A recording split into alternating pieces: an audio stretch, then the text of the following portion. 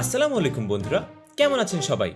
আজকে আপনাদের জন্য নিয়ে এসেছি সিম্ফনির একটা বাজেট স্মার্টফোন সিম্ফনি ইনোভা 40। এটা সিম্ফনির নতুন একটা বাজেট ফ্রেন্ডলি স্মার্টফোন, যেটা বাজেটের মধ্যে ভালো স্পেসিফিকেশন আর কিছু ইন্টারেস্টিং ফিচার্স অফার করছে। এই ফোনটা আমি বেশ কয়েকদিন ধরে ইউজ করছি এবং টেস্ট করছি।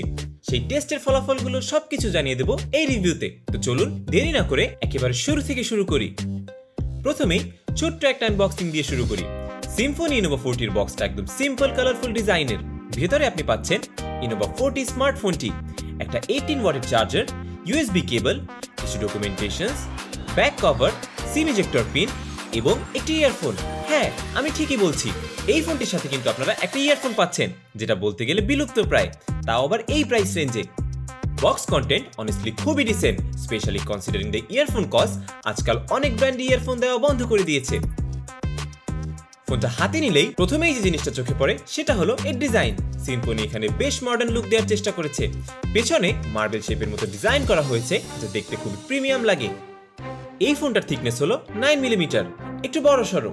যাদের বড় ডিসপ্লে পছন্দ তাদের জন্য এটা পারফেক্ট। এর ওজন হচ্ছে 210 গ্রাম, যা একটু ভারী ভারী মনে হলেও হাতে নিলে সেটা ফিল করতে পারবেন না। এই ফোনটার পোর্ট অ্যান্ড বাটন নিয়ে কথা বলা যাক। নিচের দিকে থাকছে loud speaker, type C charging port, microphone and 3.5 millimetre headphone jack. ডান পাশে আছে volume button, power button with side mounted fingerprint scanner, যেটা খুব ভালোভাবে অ্যালাইন করা হয়েছে এবং ফোন আনলক হয় খুবই fast, just touch and unlock. বাম পাশে আছে সিম ট্রে, যেখানে দুটি ন্যানো সিম এর সাথে একটি মেমোরি কার্ড ব্যবহার করতে পারবেন। এর উপরে থাকছে নয়েজ ক্যান্সেলিং সেন্সর। ফোনটার বডি প্লাস্টিকের হলেও বিল্ড কোয়ালিটি খারাপ না, আর IP52 রেটিং থাকায় হালকা পানি আর ধুলোবালি থেকে কিছুটা হলেও প্রোটেকশন পাবেন। সিম্ফনি ইনোভা 40 তে থাকছে 6.75 inch HD+ water drop notch display, এবং এই ডিসপ্লে ইনসেল প্যানেল হওয়াতে কালার রিপ্রোডাকশন ডিসেন্ট বলা যায়। রেজুলেশন হলো 720x1600, যা এই বাজেটে একদম স্ট্যান্ডার্ড। এর সব থেকে বেস্ট পার্ট হলো এর রিফ্রেশ রেট। এটা হচ্ছে এই ফোনটির একটি মেজর হাইলাইট, কারণ এখানে আপনি পাচ্ছেন 120 Hz রিফ্রেশ রেট। এই প্রাইসে এমন স্মুথনেস খুব কম ফোনেই দেখা যায়। স্ক্রল করা, রেগুলার লাইফ ইউজ করা, UI নেভিগেট করা সবকিছু অনেক স্মুথ লাগে রিফ্রেশ রেট বেশি হওয়ার কারণে। অ্যাপ ওপেনিং অ্যান্ড ক্লোজিং এও কোনো ডিলে দেখিনি। লং টার্ম পর্যন্ত সবাই খুব আরামেই ব্যবহার করতে পারবেন। এই ফোনটিতে ব্যবহার করা হয়েছে ইউনিসক T615 অক্টা-কোর প্রসেসর, যার মধ্যে 6টা Cortex A75 এবং 2টি Cortex A55 আছে। আর জিপিইউ হিসেবে থাকছে Mali G57, যা 850 মেগাহার্টজ স্পিডে ক্লক করা। ডেইলি ইউসেজ যেমন ফেসবুক স্ক্রল, ইউটিউব দেখা, হোয়াটসঅ্যাপ ইউজ, এগুলো খুবই স্মুথ ভাবে করা যায়। গেমিং এর কথা বললে আমি এতে বেশ কিছু গেম খেলে দেখেছি এবং প্রায় সকল অনলাইন এবং অফলাইন গেমেই ডিসেন্ট পারফরমেন্স দিতে সক্ষম। এবার আসি এই ফোনটির বেঞ্চমার্কসে।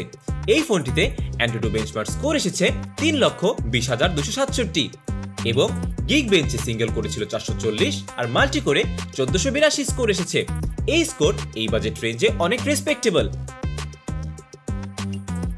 সিম্ফনি ইনোভা 40 রান করছে একদম লেটেস্ট অ্যান্ড্রয়েড 15 এর উপরে।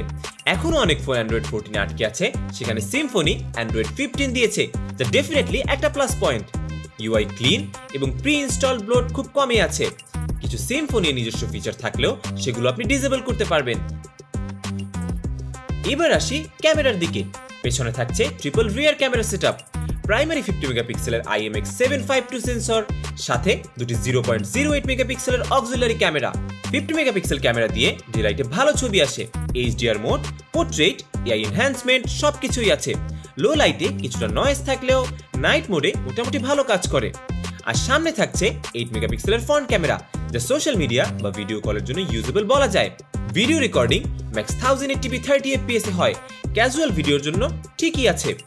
আমি এখানে কিছু পিকচার স্যাম্পল অ্যাড করে দিচ্ছি, যাতে করে আপনারা নিজেরাই জাজ করতে পারবেন।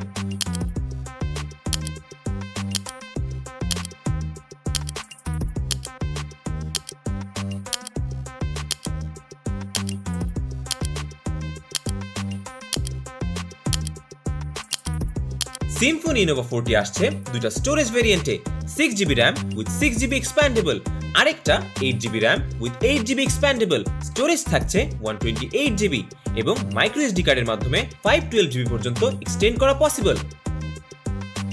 এই ফোনটার আরেকটা হিউজ প্লাস হলো এর ব্যাটারি। 6000 mAh এর ম্যাসিভ লিথিয়াম পলিমার ব্যাটারি দেওয়া হয়েছে।